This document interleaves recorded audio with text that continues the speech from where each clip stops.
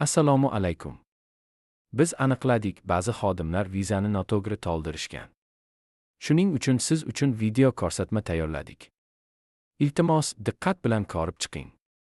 Oldingi xatlarda aytib o'tganimizdek, shaklning 4-sahifasida, sayohatlar bo'limida Buyuk Britaniyaga oldingi vizalar sanasini ko'rsatish juda muhim.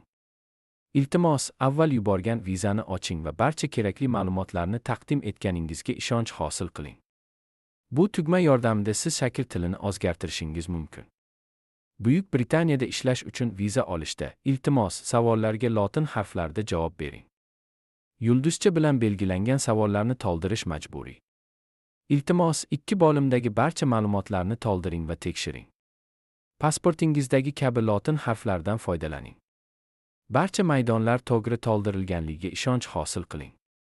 Bu ma'lumotlar vizangiz uchun talab qilinadi va pasportingizdagi ma'lumotlarga mos kelishi kerak. Agar noto'g'ri bo'lsa, vizangiz rad etilishi mumkin.